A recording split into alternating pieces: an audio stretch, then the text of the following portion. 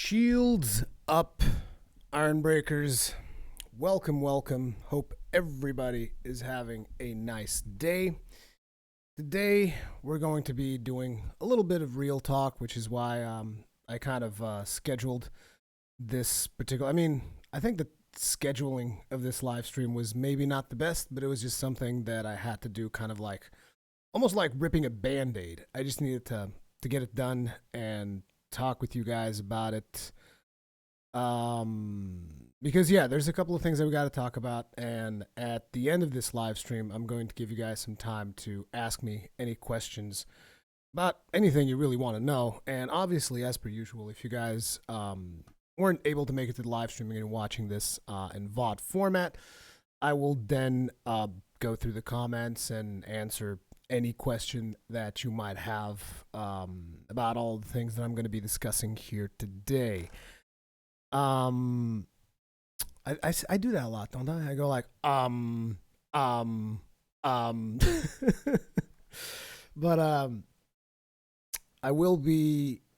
It's like the whole comments thing. I just wanted to bring out that I usually do read all of the comments. I've mentioned this multiple times, so even if you ask me questions in other videos, I usually answer them. But this video in particular, I will be monitoring over the next couple of days to make sure that I answer any question that anyone has about the subject that I'm about to address. So, without any further ado, let's get started. So, very important thing, I lost my job. This, there I go again. This in a way is both scary and very exciting because, as a lot of you guys know, a lot of my time that I invest into content creation was put towards my job over at Broadband TV. And before we move any further with that particular topic, I just wanna be sure that people are aware of the fact that there is absolutely no drama here. I had and still have a great working relationship with everyone over at Broadband TV, and I wish everyone all the best and the utmost success for everyone in that company, because while I was employed there, it's like it was pretty much a dream. I got to do almost anything I wanted. I was given a lot of creative freedom, and I was able to basically do something I loved for a living for a long, long time, and still have enough time to dedicate some of that creativity and focus into, creating videos for you guys over on my personal destination. So like I said, I guess that's one of the reasons why it's both scary and exciting, because up until this point, since it was August 2004 when I started working for Broadband, I think that was it. Up until this point, I've just completely stopped caring about YouTube's revenue because, like I said, I had a job, so I didn't have to worry anything about that stuff. So I could do stuff like, I'll just put my videos with the most basic ads that you can skip and no mid-rolls and all these other things. I didn't have to engage with that side of YouTube at all because it was quite simply a non-issue. As a matter of fact, I canceled my Patreon shortly after joining Broadband TV because I felt like it didn't make sense. Because I didn't need that additional revenue source, so I would just get like ads on YouTube, that kind of stuff. You guys know what I'm talking about. And nowadays, it's like with the way YouTube is going, messing up with the advertisers. I guess it's not really YouTube's fault. It's kind of like YouTube's been under attack by these Wall Street journalists and shit, just like trying to discredit new media, because that's essentially what people like me are. We are new media. We are I would almost say the evolution of old media, because we can do things that they can't, even though sometimes that puts us in a spotlight where essentially people will question our morals, because like basically we can do all these kinds of shady deals with sponsorships and all this other bullshit. And there are people who do that, and then there's other people that don't. And it's going to be up to the audience to decide which people do what. But ultimately, that has caused a lot of advertisers and whatnot to leave YouTube and that's kind of a whole fucked up situation. So, kind of like losing my job in the middle of a situation like that is kind of the scary part because like who knows if I can put this channel up to a point that it needs to be in order for me to kind of like earn my living off of it. I sure as hell don't know. Who the hell knows? But yeah, there's a whole side of things that I'm gonna have to start exploring, and I wanted to make sure that people understand that with a video before they see stuff that I said I had no intention of doing, like mid-roll ads and stuff like that on my videos.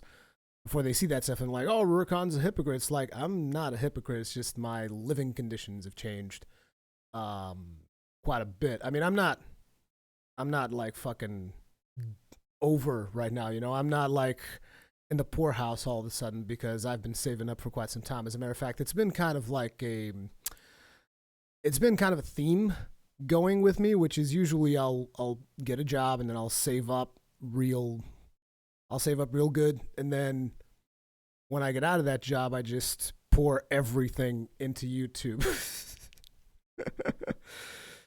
um, but yeah, moving forward, you know, stuff like mid rolls and unskippable ads, and you know that dark side of YouTube is something that I'm gonna have to be considering and looking into and seeing how that stuff kind of performs, which is again not something that I'm particularly fond of.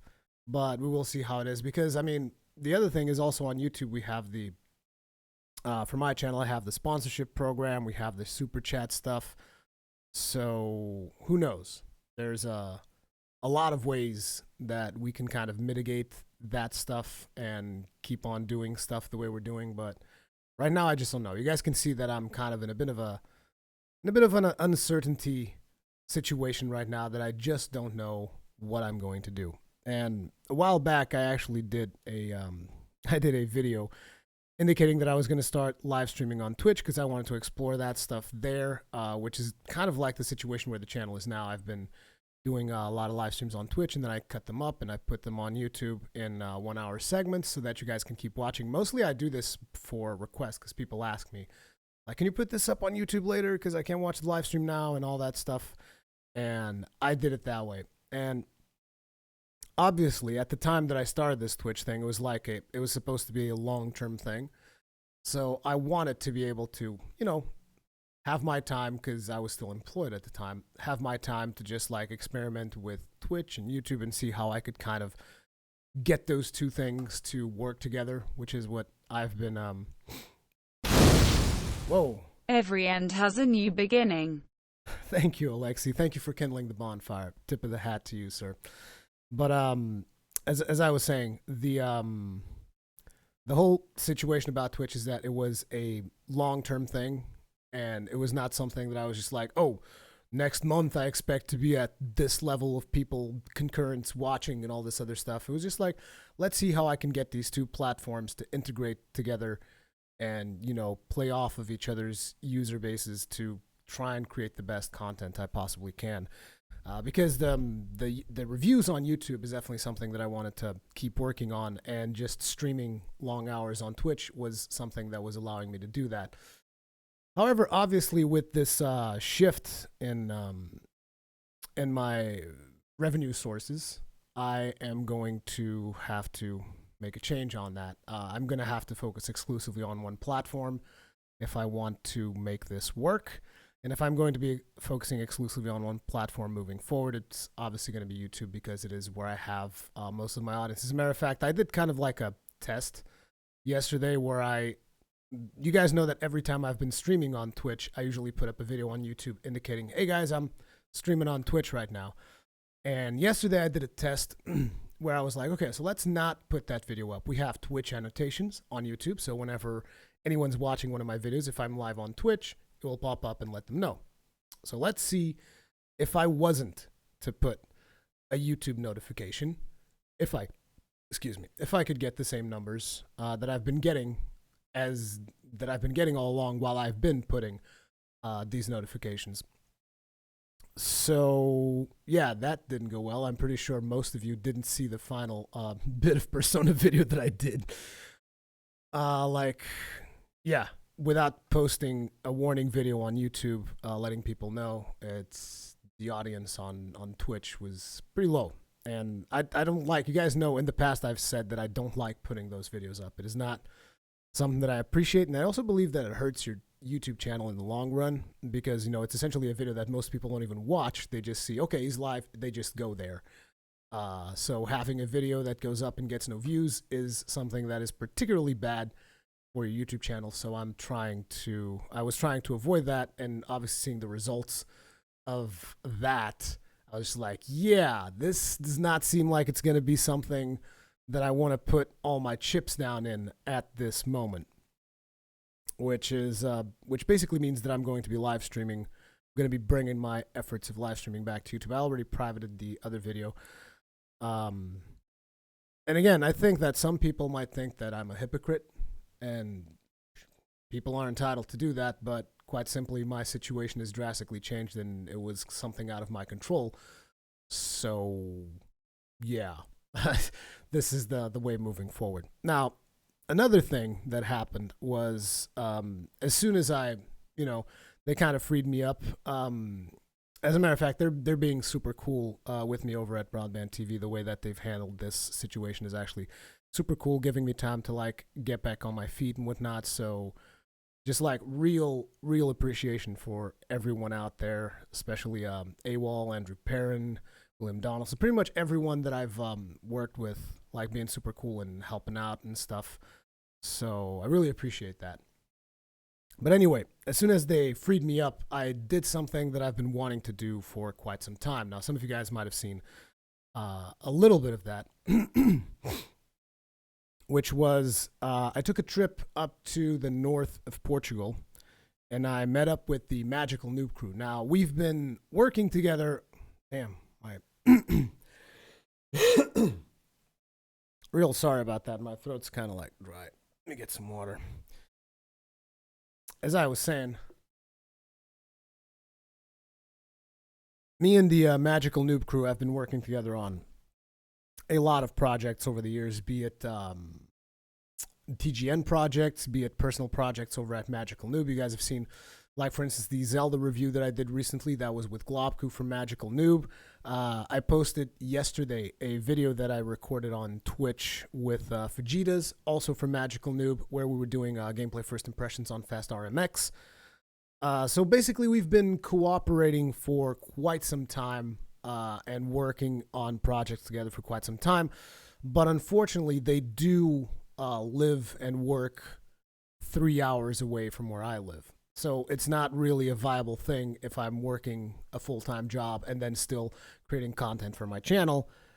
It's not really a viable thing for me to just, hey, I'm going to just take 6 hours out of a week to go and visit you guys. That just didn't work. But when I was freed from my employment, I was like, well, guess I got some time to go up there now. So I went up there, got to hang out with those guys, and that was awesome. They have a really, really cool setup up there. You guys will be seeing. I think was it the last two? I think it's going to be in the last 3 Persona 5 videos. You guys will see that I have a different setup, and that's when I've been up in the north because I live streamed from there a little bit of my Persona 5 playthrough. So that was really cool, and I'm actually considering moving up north, which is insane. So it's so really, let me get this straight. You're not a real intelligent person, are you? So you lost your job, and your first thought is well, let's move. It's let's move somewhere else and spend a fuck ton of money on renting a house so that I can do other things. But the advantage of moving up north would be, and it's a much cooler environment for me to create content from, because they actually have a studio and they're all in the studio, and you have more people that are interested in the same thing that you're doing, and you're all in the same room just kind of working together. And that is just something really cool. That is just something that I really liked doing while I was up there. I also did some videos for Magical Noob. I'll probably try to put it in the description of this video later. But yeah, we did. I did like the quick reviews on Magical Noob with them, and then I did. What else did I do? We did a Portuguese podcast because we also have a Portuguese project up there. Um, so we did a podcast, and we also did. What was the other thing? I did like a first impressions video in Portuguese for Persona 5, and it was just all very organic how we did everything because it's just, again, it's like a cool space where you have like a bunch of creative people on there that have the same interests as you. It just becomes easier to create content and just do stuff. So that is definitely something that I'm currently looking into. I'm looking at houses and stuff close to the studio where they are so that I can potentially move up there and work up there. It's just one of those things where when you're married and you have a child, moving and getting new expenses is not necessarily something that you're considering on a day-to-day basis. Hey, Fajitas, look, there's Fajitas in chat. He's the one in the Fast RMX video with me. So those are my plans moving forward. So for starters, live streaming is going to be exclusively on YouTube. There is something that really frustrates me though, and that is the content ID. Because like sometimes I'll be like, whatever, content ID my streams. I don't give a fuck. I've learned to live with that. Like for instance, to give you guys an idea, the Zelda playthrough that I've been uploading.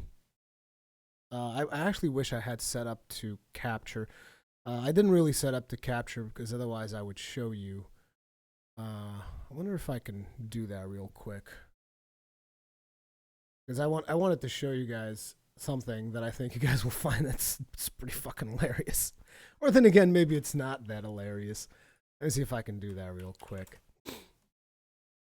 We're already on HDMI 2, so I need to do this. And hopefully my friggin' HDMI matrix is not going to freak out when I do this, because sometimes my HDMI matrix freaks out for no fucking reason. It's extremely infuriating. So let me see if I can do this.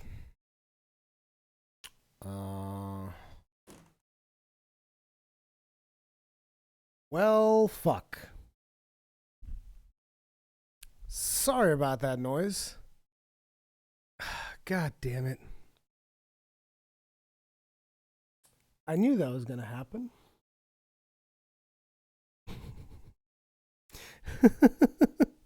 I'm going to have to go ahead and like cut that part of the stream out.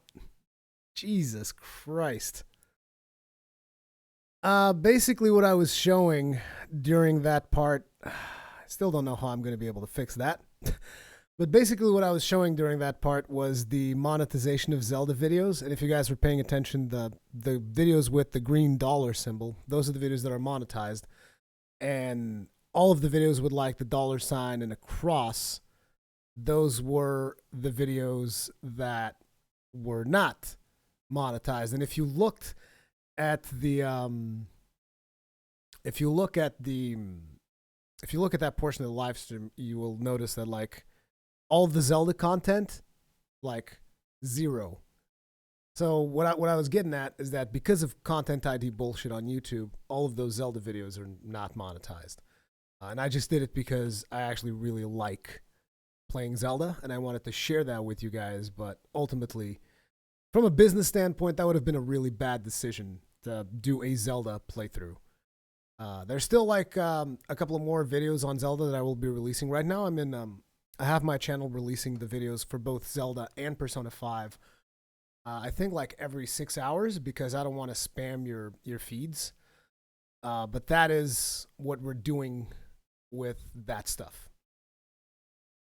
Yeah, Nintendo doesn't allow it to be monetized. But like what bothers me the most, and I guess that was the point that I was getting at, and then I just kind of got sidetracked.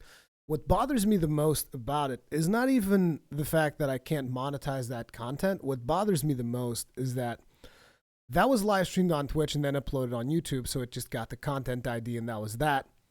But when I was live streaming Zelda on YouTube, what happened was actually a lot worse because they straight up cut the live stream. Like if you go to the first live stream or whatever that I did on Zelda, I think it's the one with 16,000 views or something.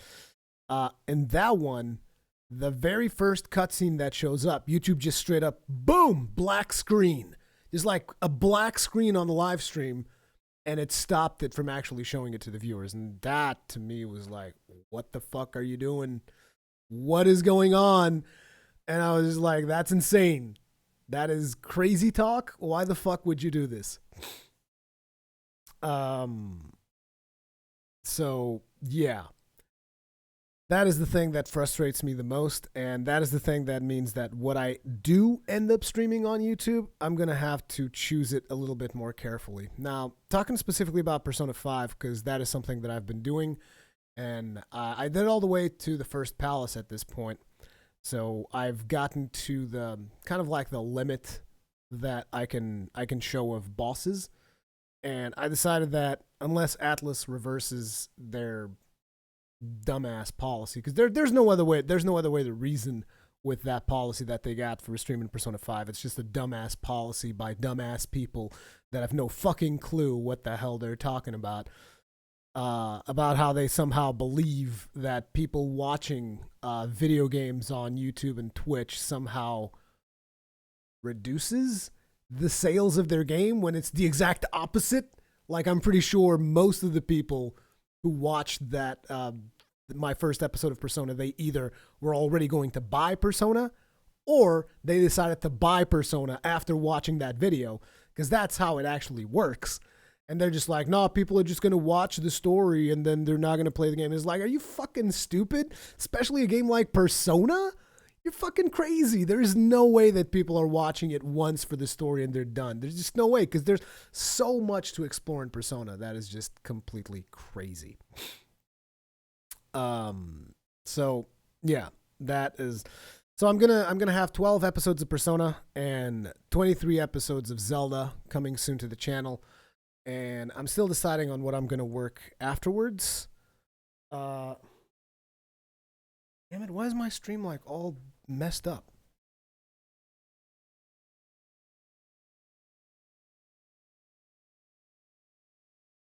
Sorry about that. For some reason, we were dropping frames. It was just YouTube being YouTube, but I think I fixed it now. Anyway, as I was saying, we're gonna have 13. I hope I got my point across there. I'll just repeat myself a little bit so that you guys understand. I was saying that the Atlas Persona debacle, when it comes to live streaming and whatnot, it's fucking dumb, because they actually believe that people will watch a live stream over playing the video game. And it's actually the other way around. Usually people will watch the gameplay and they'll be like, this is a really good fucking game. I'm going to buy it because it's a really good fucking game.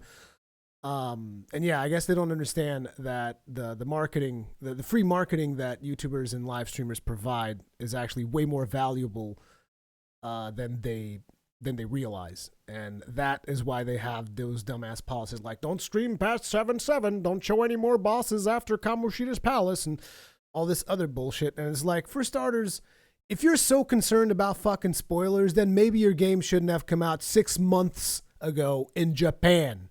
So spoilers already fucking out there. So don't give me that bullshit. And beyond that, what the fuck is going on with YouTube right now? What the fuck?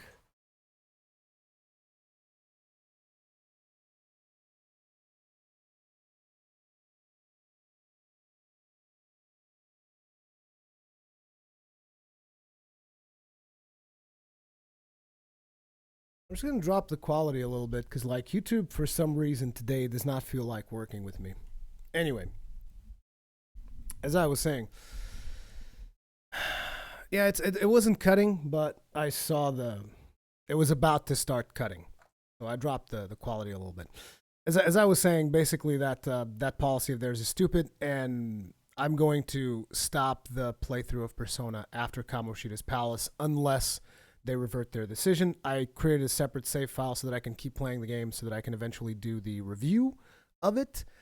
But in terms of, actually live streaming it and doing that stuff, that is going to be held up until that is going to be held up until, further notice, until they either change their decision or something along those lines. Either way, finally, the next thing that I'm going to be working on in terms of Let's Plays and whatnot is I'm kind of split right now between Tokiden and Nier. I'm thinking Nier because I really, really, really enjoyed Nier. But it's basically going to be those two until something else comes up. Also, we still have the additional Neo missions that we can do because I know that I've had a lot of requests to do those. So we'll see when I can get around to doing those. But yeah, that's the plan moving forward. Live streaming on YouTube, longer live streams, and after we're done with the video game, working on a review on it. So, real talk now. If you guys have any questions, like I said, ask me anything. Go ahead and do that in chat. And if you're watching this in VOD format later down the line, you can go ahead and ask me in the comment sections. I will be monitoring this video as much as I can to answer any questions that you might have. So go ahead. Chat, you are now up. Your turn. Rukian Wong. Ruri, are you Portuguese or American? Because your English is like American. I'm Portuguese. If you want to hear me, actually speak Portuguese, you can go to the channel Consolamos. Let me see if I can real quick type it in here. youtube.com/Consolamos. You guys will be able to hear me talk about that, talk actually in Portuguese. Or if you wanted to hear me talk in Portuguese right now, também posso fazer isso, estão a perceber? Agora estou a falar português e agora vocês ficam assim, o que é que se passa? Yeah, now you couldn't understand a damn thing that I was saying. But yeah, that's Portuguese. But I understand that my English is American because I watched a lot of Star Wars. Arsena Yavorsky, Ruri, will you do Let's Plays of horror games like you did in the old days with kick-ass metal intros and cool stuff like that?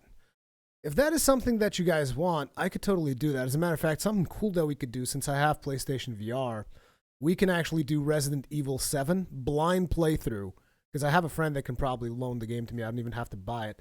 Resident Evil 7 blind playthrough VR. Like, that is the ultimate me getting shit scared experience that you can possibly have. So that might be something I do. Also, I'll probably get sick because I haven't done VR in such a long time that it's going to fuck me up. So if that's something you guys want, leave it in the comments and tell me in this chat, because right now I'm reading the chat slowly so that I can get through all the questions. What about Patago? I'm assuming you mean Paragon. I need to get back into Paragon. It's just I took a break, and right now the game is so complicated to me. And also, the matchmaking is like a serious problem. So I'm also waiting to see if they can improve on the matchmaking, because basically me playing Paragon is going to be solo queue. And the solo queue experience in Paragon right now is not that great. So I'm a little bit waiting for them to just get that matchmaking fixed. And then I want to get back into Paragon. Does anyone know when Arc updates for PlayStation 4? No idea, dude. I don't even like Arc. Deshaun Williams, still playing Paragon. Right now I took a break. Jason 1287, can I have your Indiana Jones hat? Sir, this is not an Indiana Jones hat. Indiana Jones has a fedora. This is an Australian Outback hat. Very different. Hat of Souls, Indiana Jones Souls, two completely different hats. And no, you can't have it.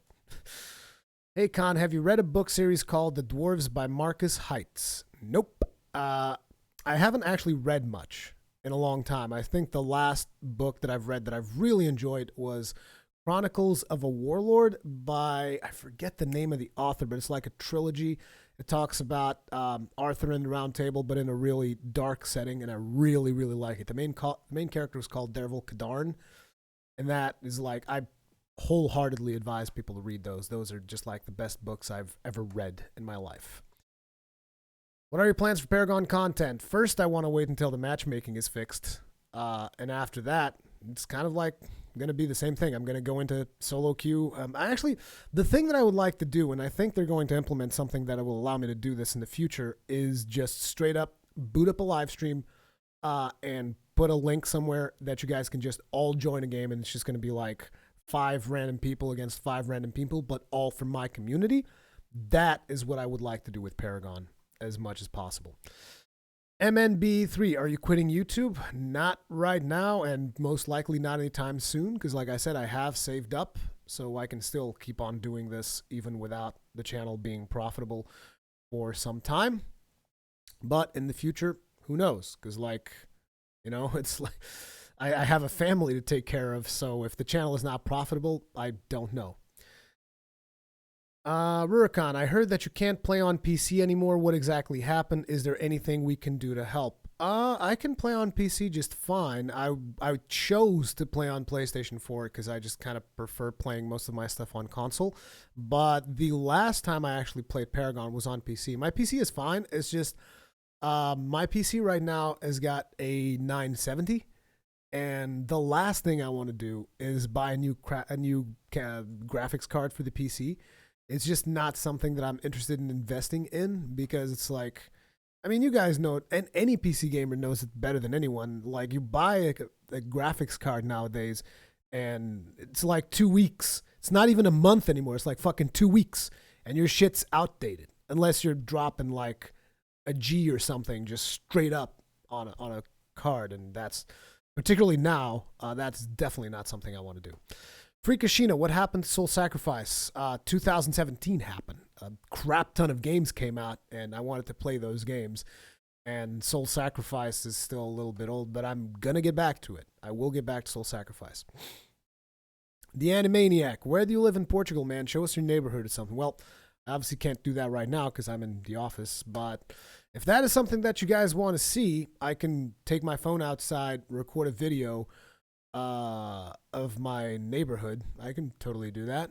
But the place that I live in Portugal is called Pinhal Novo, which is close to another place called Palmela, which is in the vicinity of Portugal's capital, which is called Lisbon. This is where I live. It is the same hat, just sorting it for Indiana Jones. Don't play Paragon, just don't do it. Game is not in a good state right now. Solo queue is hell right now. Yeah, that's why I'm kind of waiting. Taking into consideration what you said, would you create your Patreon account again? I would really like to support you. I don't know, cause like I'm not a big fan of the Patreon thing. I know that it's weird, but it's like I'm just not a big fan of it. And ultimately, there is another way to do that, and that is through YouTube. Also has a sponsorship, which should be enabled on my channel. So it's pretty much like Patreon, except it goes through YouTube. So I don't know. If that is something that you're interested in, there's always the sponsorship on YouTube. Then again, I'm not saying I won't do a Patreon, but it's just right now I would rather not. Please do Neo more. How about will you continue For Honor? How about Soul Sacrifice at some point? And how can I support you? Like where? Also, for some reason, I don't have notifications on right now, so I can't shout you guys out. Sorry about that. It's because of that audio glitch that we had. I just lost notifications as well on my end. But I just saw that someone subscribed. Thank you for subscribing. Anyway, answering your question, For Honor right now, it's like I tried playing For Honor the other day with Hengist. We did not have a good time. The only people left in For Honor right now are the mega hyper tryhards. And jumping into that blind at this point is going to be crazy. Like, it's actually something that I would like because I love For Honor. I think For Honor is a really fun game, but I don't know if that's the right choice. And how about Soul Sacrifice? Soul Sacrifice is definitely coming back at some point. I actually, seeing two of you bring up, I'm not sure if it was you that brought it up twice, but I think two different people brought up Soul Sacrifice. Makes me want to live stream it today almost. So that might be a thing. Have you played Dark Cloud on PlayStation 2? And if not, could you at least check it out? It's so worth it. I don't actually own a PlayStation 2. And no, I did not play Dark Cloud on PlayStation 2. Crazy Critter, Rui, I just picked up a cheap 3DS XL. What would you recommend as the best games to pick up for it? Actually, let me check my own 3DS. Because I haven't played 3DS in a while. But it's like, so let me see here. So if you like Zelda, I would definitely say Link Between Worlds. Great game. If you like Monster Hunter, out in the West right now, the latest Monster Hunter is Monster Hunter Generations, which is not the best, but it's still the latest Monster Hunter. Although, if you like Monster Hunter, you might be better holding off until Double Cross, which should be coming out later this year. So if you want to get into Monster Hunter and you don't have a lot of money, I would say wait until Monster Hunter Double Cross comes out, because I'm pretty sure it's going to be announced at E3 this year. So we'll see how that works out. But yeah, Monster Hunter is one of my favorite titles on the 3DS, hands down. But I would wait until Double Cross if you don't have a lot of money to spare. Xenoblade Chronicles 3D is an amazing fucking game if you like JRPGs. I really like Xenoblade Chronicles 3D. It's one of my favorite games of all time. So if you are into JRPGs, definitely get Xenoblade Chronicles 3D. So let me recapitalize here. Monster Hunter Double Cross once it comes out. Xenoblade Chronicles 3D. Link Between Worlds if you want to play a Zelda game. The other Zelda game that you could get is Ocarina of Time 3D. Depending on which one is your favorite one. But those are like the two best Zelda games, I think, on the Nintendo Switch. Pokemon Sun and Moon, if you're into Pokemon games. Obviously, Pokemon Sun, because praise is Sun. Let me check here. Bravely Default and Bravely Second. Again, two really great JRPGs. Fire Emblem, if you're into strategy. I believe there's Echoes of something coming out soon. So you might want to wait until the latest Fire Emblem if that's something you want to get. And other than that, I don't really have anything on here that I would just flat out recommend. Yeah, those are probably some of the best games that you can get for your 3DS, in my personal opinion, of course. So let me see here. I got to catch up the chat now.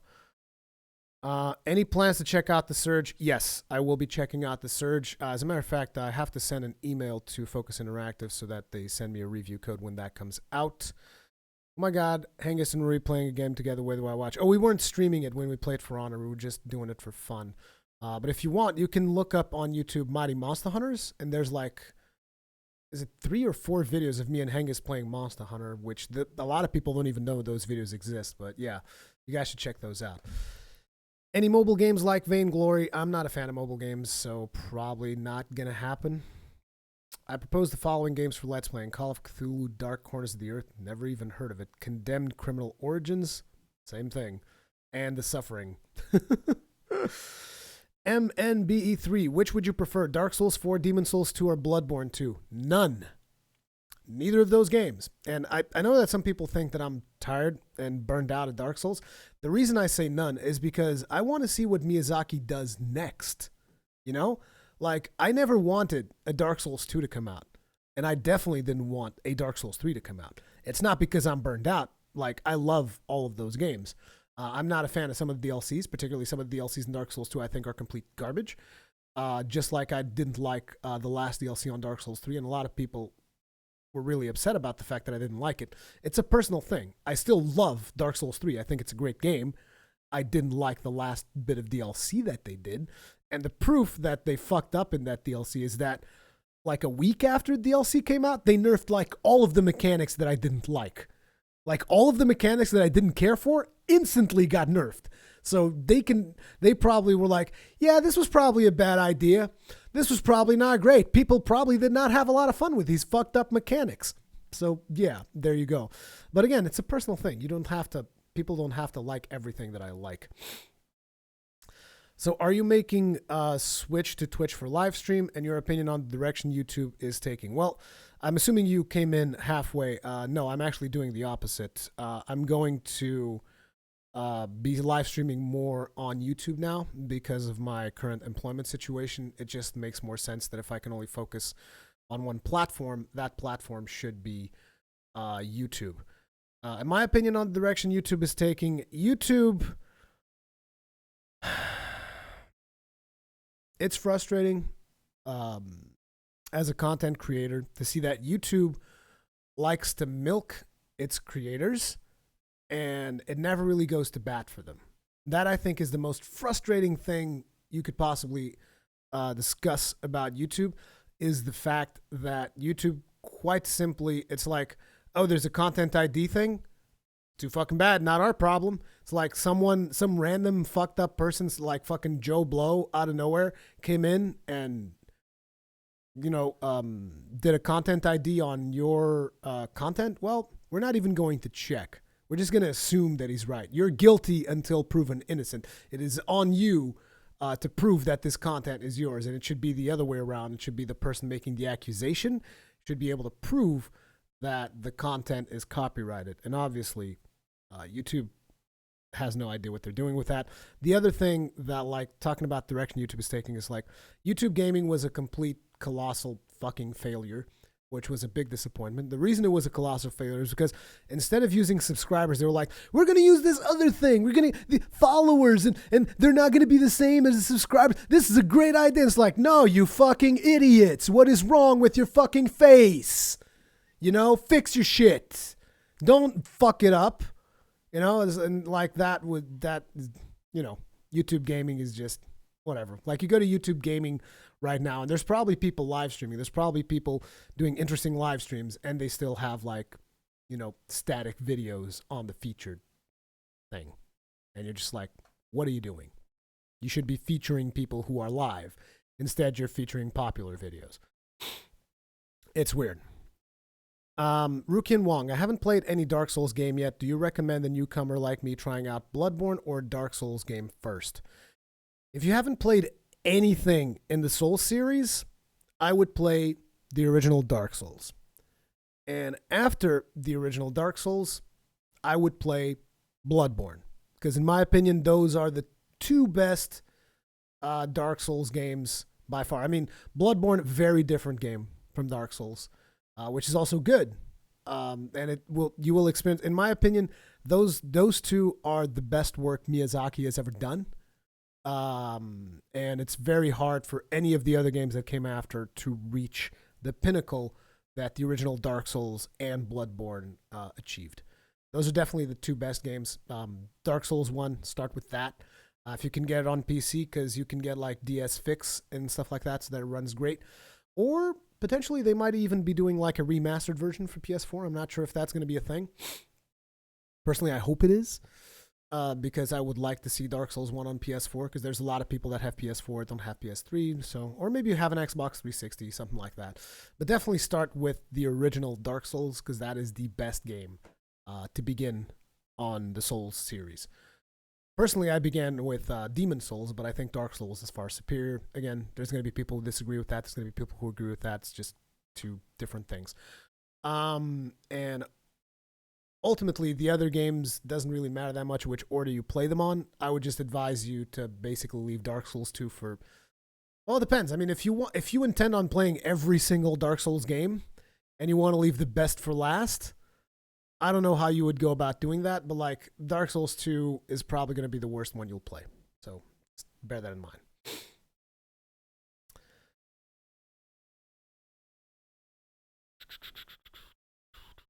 Okay. Any plan to make walkthrough in some games that you like? Yes, Rodolfo. I'm going to be next. It's either going to be Tokiden 2 or Nier. Most likely is going to be what I'm going to be playing on the channel soon. Also, and we also have no YouTube Red. You got any ideas on that? What do you mean no YouTube Red? I don't know. I don't know what's up with YouTube Red. I never followed up with that. Yeah, YouTube Red always seemed... Actually, I did see something on YouTube Red that I thought was a fucking travesty. I guess I could talk about that, which was... I'm not sure if you guys know of a feature that YouTube has that allows you to like change cameras. You guys will know that... pretty much we pioneered the use of that feature in TGN Squadron when I was working there. And basically that feature was broken. That feature was just flat out broken, not working at all. It would just like crash your live streams, fuck everything up. So we went up to YouTube, because obviously TGN has contacts on YouTube, and I wrote a big email and asked them to forward, asked my leaders, the leadership of TGN, to forward that to YouTube. I wrote a big email detailing all of the ways in which multicams were fucking broken and why they were broken. And YouTube went ahead and said, we really don't care about that feature. It's a piece of crap. But, you know, a couple of days afterwards, they were like, hey, we fixed it. You guys can play around with it now. And I was like, okay. So we started playing with multicams, and we did a perfect setup for playing in multicams. You guys have probably seen a lot of that. Anyone who's seen me on Squadron, you'll have seen that we were using multicams, and they still are using multicams. It's one of the defining characteristics of Squadron is that you can watch gameplay for multiple people simultaneously, and it's a lot of fun. It's a really great viewing experience that you can choose to focus on a different personality depending on what you would rather see, what type of gameplay you would rather see. And to us, that was like groundbreaking stuff, the multicam stuff, and we basically pioneered that feature on YouTube. And then YouTube turned around and told Achievement Hunter to do it and gave them a YouTube Red show. And when I saw that the first time, I was like, just, you motherfuckers. It's like, it's just very frustrating to pioneer something and to work together with someone to figure something out, only to see them basically use that, give it to someone else, and tell that other person to do something with it. And the best part about it was when I first watched the Achievement Hunters YouTube Red live stream. I mean, again, not knocking on the guys or anything, but it was fucking amateur hour. Because, like, I think YouTube Red was supposed to last, like, it was supposed to be like a 90-minute show or something. And, like, the first half hour of those streams, it's just them fucking with it, trying to figure out what the fuck they were doing wrong.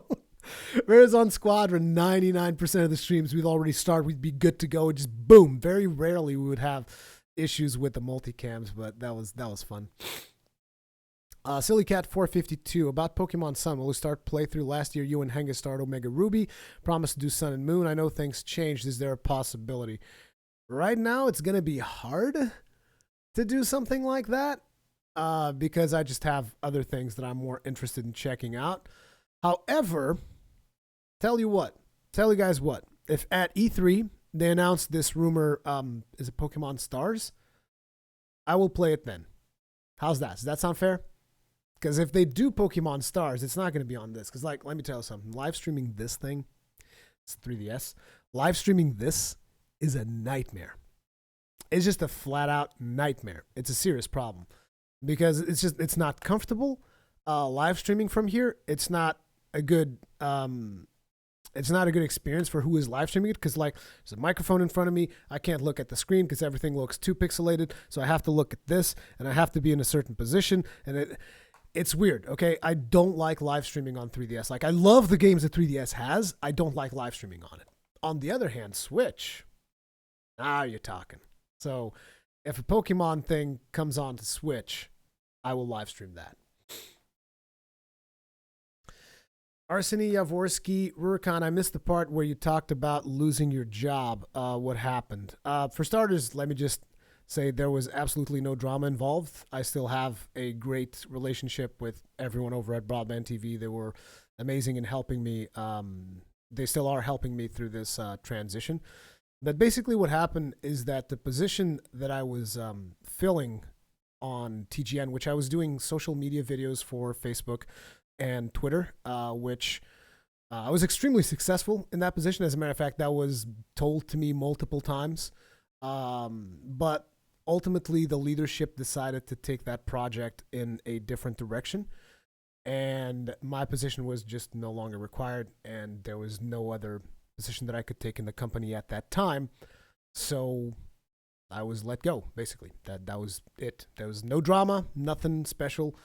It's just the way it is, you know? And I still have very good friends over there. As a matter of fact, I have no beef with anyone, pretty much. So there's no drama, no nothing. It's just something that happens just like it happens to any other person's job.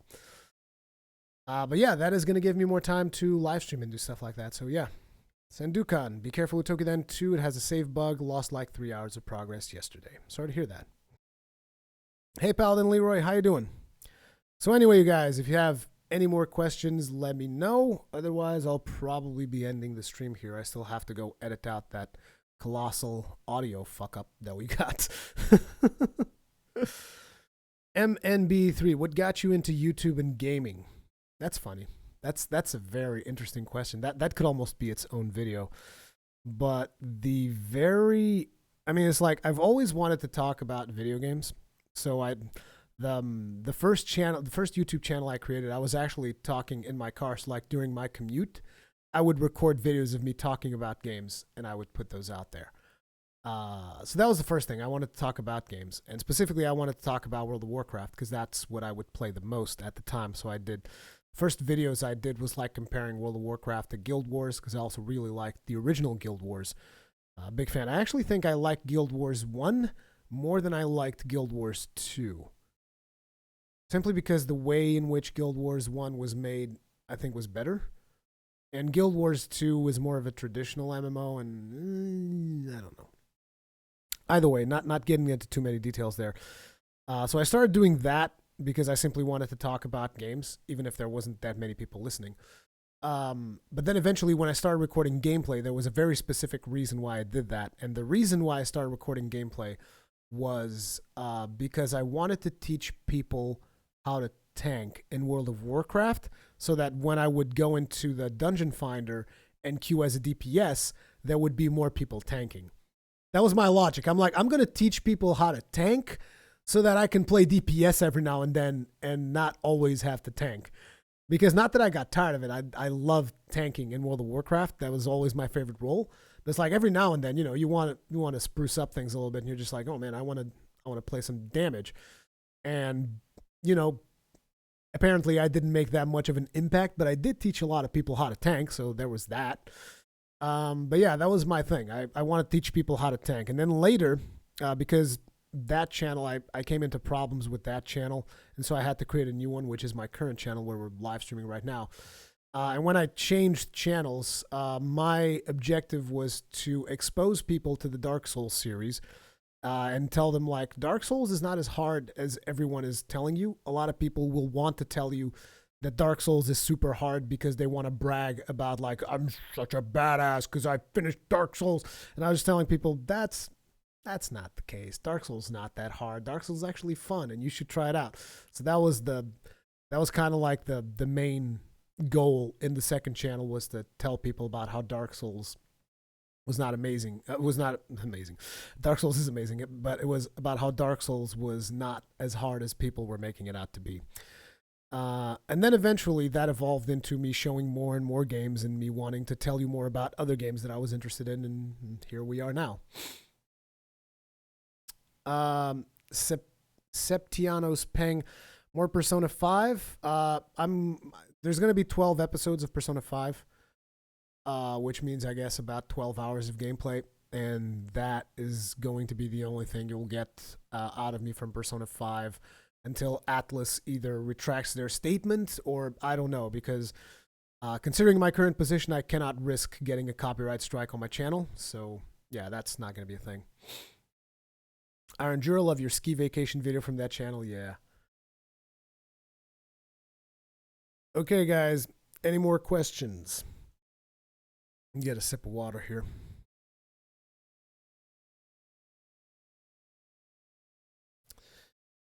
So am I getting it right? You're going to do a Let's Play of RE7. Will you also finish Doom 4? I'm not sure if I'm doing a Let's Play of RE7. I said I'm open to doing it. We'll have to see about that. But I'm definitely open to doing that. It'll also give me an excuse to bring out the old VR headset and use that more. How is Persona 4 going? I haven't been watching the streams because of spoilers and such. Dude, you mean Persona 5, sorry.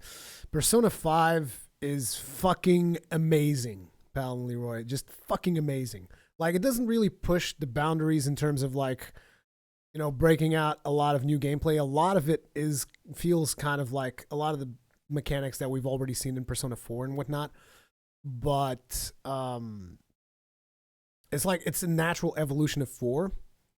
And it still feels great. The story is fucking amazing. The characters, I really like them so far. And the combat is a lot more polished.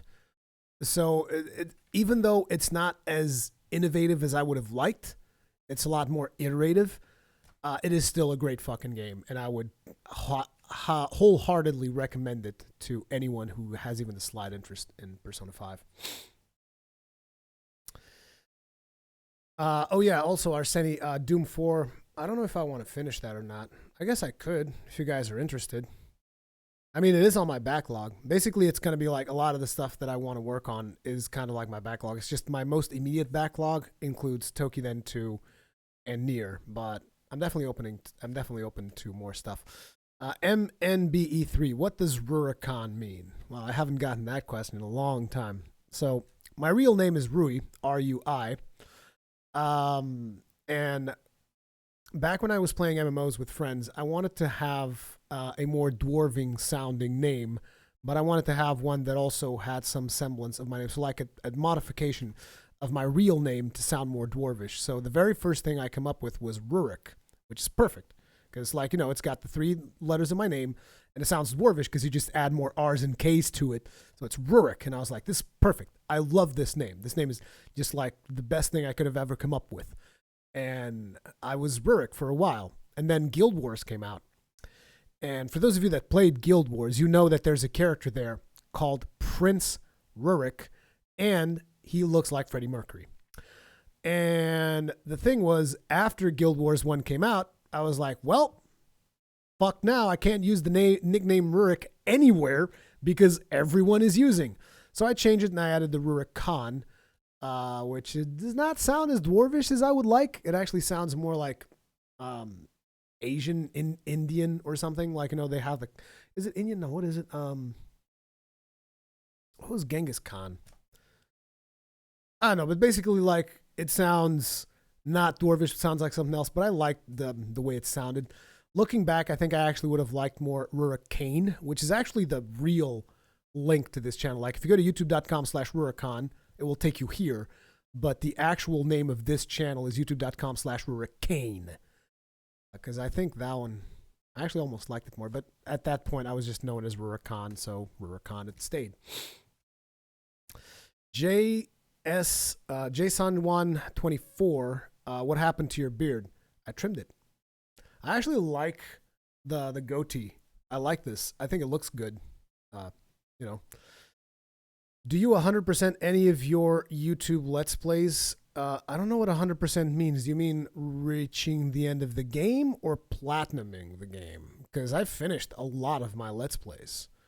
As a matter of fact, Zelda, you will get the full finished experience. And yes, I am going to 100%. I'm going to finish them. Not sure what you mean by 100%. Like, I'm not going to do a 100% Persona playthrough. That's crazy. Yeah, Mongolian. That's it. Have an interest in so many games. I need to get the Ringed City DLC. I need to finish Dragon's Dogma and start Dragon Age Inquisition. Play through Bastion and Fury. Oh, Fury. I didn't like Fury very much. Bastion, awesome. You should definitely play through Bastion. Supergiant Games, those guys are fucking amazing. I've actually interviewed Greg Kasavin once. The guy's really cool.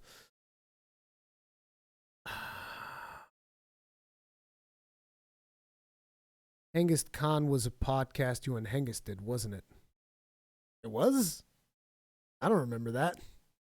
I almost want to like YouTube that right now and figure it out, but I don't think we did anything called Hengist Khan. I wonder how many people actually watch. Guys, I'm gonna give you some. I can't show it on the stream because like that thing that I did with the audio that got fucked up midway through the stream, that thing kind of like destroyed our streaming setup for now. But I want to show you guys something about Hengist. I want to see how many people have seen this video. I'm gonna link this, so this is like gonna be like an exclusive thing for people who are watching live. Oh, let me see. Oh, yeah, it's right here. I'm curious as to how many people have seen this Hengist video. It's linked in chat right now. If people in the comment section of this video ask for it, I will post the link in the comment section as well. But I'm curious as to how many people have seen that. Oh, man.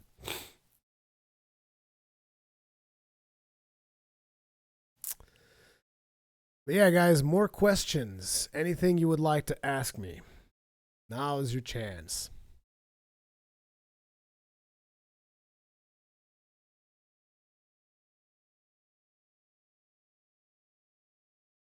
Regarding Let's Plays, maybe you can make a poll or something, see which games your audience is interested in. Arseny Yavorsky, let me tell you something. I've done that in the past, and what I've come to find is that people don't actually know what they're interested in. Also, thank you, War Boys, for kindling the bonfire. Tip of the hat to you, sir. I'm sorry if I'm missing any of these notifications because, like I said, the whole audio mess up that we had in the middle of the stream there kind of destroyed my setup a little bit. But Arseni, the thing about doing polls and stuff, a lot of people don't actually know what they want, and I know that it's weird, but I've done that in the past, and the results were really bad. Because like I did a thing where I was like, okay, there's all these games that I want to play. I want you guys to pick one. And people were like, play what you want. It's gonna be amazing. People watched the first video of that and didn't watch anything else, and I was just like, yep, this was a mistake. This was a mistake. Like quests, tasks, items, and possible endings, I would want Soul Sacrifice all missions complete. Oh, okay. So you're talking like serious 100%. No, I usually don't 100% everything because I want to move on to the next thing. I want to try out the next game and so on and so forth. What the absolute fuck, Hengist? Oh, man. Yeah. You guys didn't know about that video. And let me tell you something else. I'm responsible for the existence of that video. That's right. That's right. Or as Hengist would say, yeah. Yeah. Oh, man. Ah, those were the good old days. Back in the golden age of YouTube where we could do whatever the fuck we wanted. Oh, man, that was such good stuff. Anyway, guys, I'm going to call this stream here. Later today, I will definitely be live streaming some more. Don't know exactly what it's going to be, but right now it's either going to be Nier, Tokiden 2, or Soul Sacrifice, because a lot of you guys seem to want to see more of that Soul Sacrifice, and I'm willing to do that for you. Because I actually have a decent setup for playing Soul Sacrifice right now, so yeah. I'm scared. Why? Why does that video exist? Dude, it was this thing that we had called Director Dare, and it was so good. Like that series had so much potential if it wasn't for the fact that fucking the person who was in charge of TGN at the time was a complete asshole. Which is not the case right now. The people at TGN right now are actually awesome, but at that time, the person in charge of TGN was the complete asshole that just destroyed that project for a time. So yeah, that was very frustrating. Resident Evil 7 and Doom, please.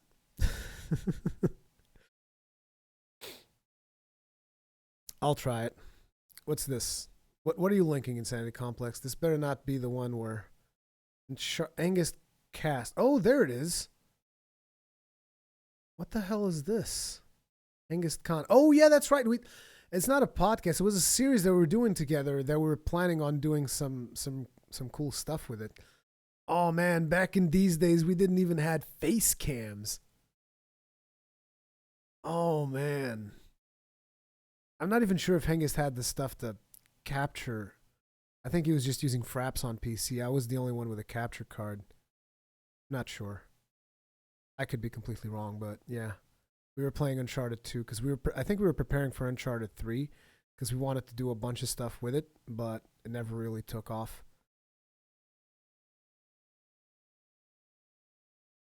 Yeah, it's interesting because like me and Hengist were almost the only ones who actually wanted to play video games for fun and not just for as a job. Weird. It's weird looking back on those days. I've been doing this for so long now. You'd figure I'd be more successful, but I'm an idiot. I can feel nostalgia radiating. Zeppo 3K, Dark Souls 3 DLC, Dark Souls 2 with Hengist. Nah, dude, I can't promise you guys like co-op playthroughs with any of the TGN squadron because a lot of them are busy doing their own thing. But if I do end up going forward with the move up north and with the Magical Noob guys, then I can definitely create a lot of co-op content there. Then you're talking. Nostalgia hit you hard there? Yeah, it did. I've been doing this for a long ass time. I'm actually surprised. But yeah, guys, that is gonna be it. Like I said, anyone that is watching this in video, um, wait, we got more questions coming in. Rurikhan and Palatine playthrough when? Yeah, right. Dude, I keep telling, like, I tried. Like, I swear to God, when I was in Squadron, like, every day I would bother Palatine about doing a playthrough. And he's just, like, not, he just never wanted to do it because he'd be too busy doing heroes stuff. I've always wanted to do it, but Palatine never did. Arseni, can you give us a brief overview and your opinion on Dark Souls 3 and the DLCs now that it is finished? Okay, so Dark Souls 3 is a really good game, in my opinion. I think I haven't really gone deep in looking into the lore and stuff because that's never really the part that I cared about most in Souls games. What I really care about is usually the gameplay, the builds, all that stuff. The one thing that pissed me off about Dark Souls 3 is how Faith was garbage in the early game. Sure, after you, it's like there was this guy called Lion. I think it was Leonhart. I don't know. He was constantly telling me, "Dude, Faith is really powerful. You just have to finish the game." And I was just like, "Well, at that point, why do I give a fuck if Faith is powerful or not? You know, it's like I want Faith to be powerful throughout the game. You know, I want to be shooting Faith spells as I'm going through the game. I don't want to have to finish the game so that Faith becomes suddenly powerful." So I always thought that Faith was garbage. I don't know if it's been patched, buffed, whatever, but I always thought throughout most of my time in Dark Souls 3, Faith was garbage. And Faith is my favorite spellcasting thing over pyromancy and magic. So that kind of was a big problem for me.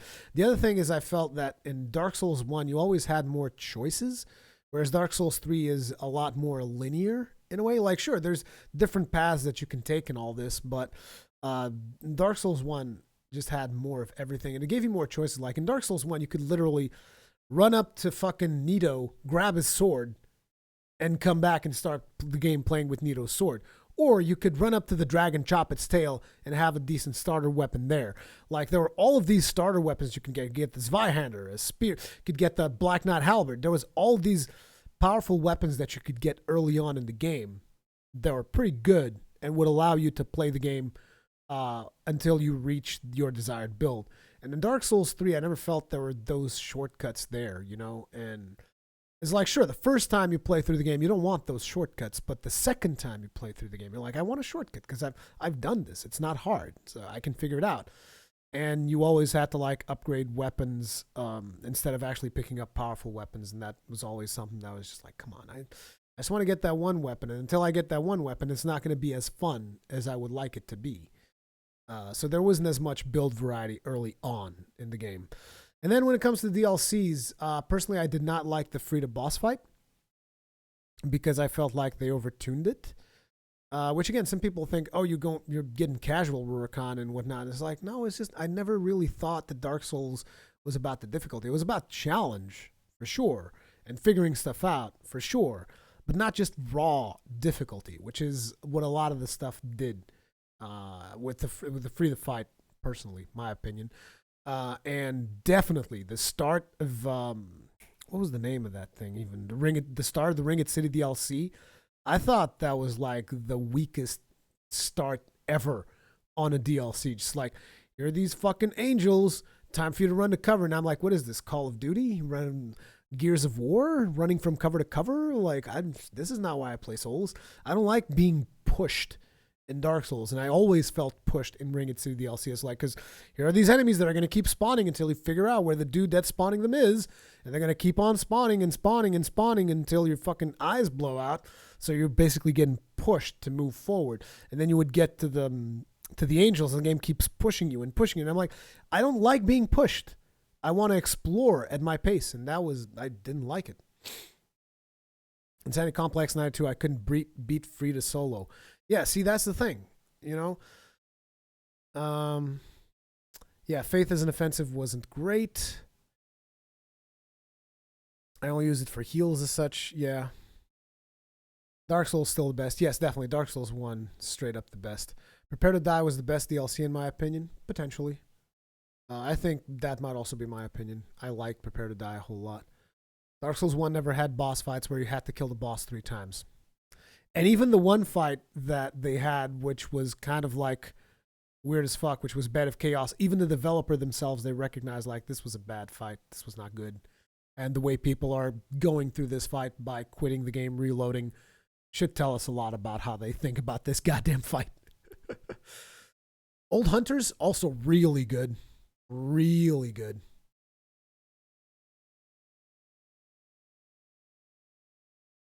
And the necromancers in Dark Souls 1 are different. They didn't push you through the area. They didn't. Because you had, see, that's the thing. You had choices on how to deal with the situations in Dark Souls 1. It's like, these skeletons really bothering you? Kick them off a cliff. Sure, they'll be alive. Actually, no, I think they died if you kick them off the cliff. It's been a while since I played Dark Souls 1. But like, you would kick them off the cliff and they would just be like, they would just like not be a nuisance anymore. So you had all of these choices. And also, you could just grab a bow, take out the necromancers. It was not really a problem. I've never felt that I was being pushed in those games, and that is something that I never liked. Cheese Bed of Chaos every time is a joke. Bed of Chaos with extra cheese. I think I did that on a lot of playthroughs. Man, I'm getting nostalgic now. I almost want to like live stream Dark Souls 1 today, just for the sake of nostalgia. Going back to that Dark Souls 1. Man, it's been a long time. It's been a long ass time. Arseny Yavorsky, in my opinion, the Ringed City has the best bosses and weapons, period. I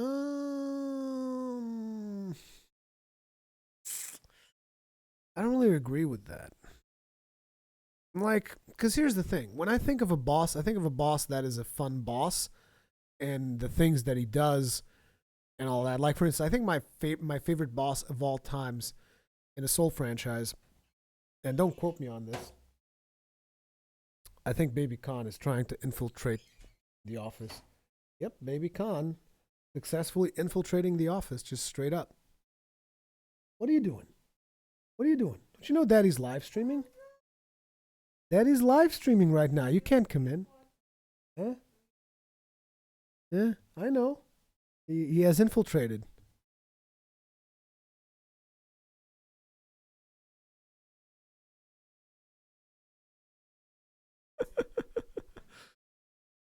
Oh, man.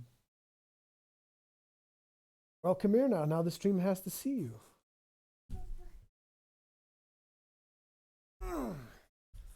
Good old Baby Khan infiltrating the live stream. Look at him. He's already waving at the camera. You're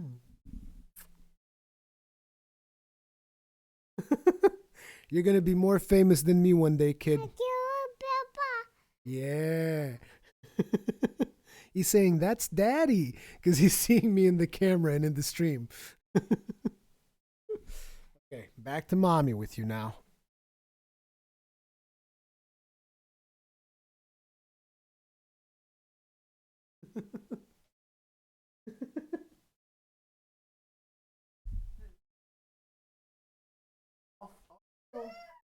Off with Mommy. Daddy's got to work.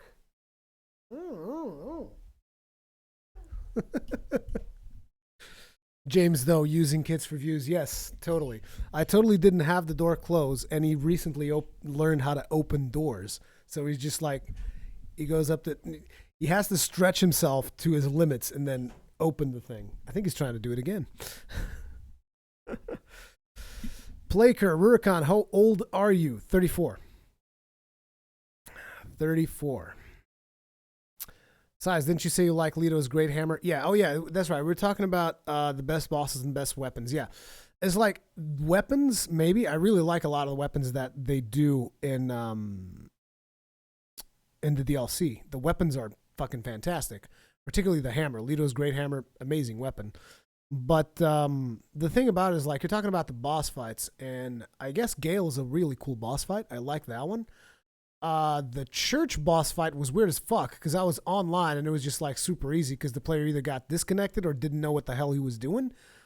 And then the meteor fight, which is supposedly the hardest. People say it's like one of the hardest bosses in Dark Souls. For starters, it's not one of the hardest bosses in Dark Souls. Sorry, I don't even know which one is the hardest boss in Dark Souls. But beyond that point, the meteor fight is boring.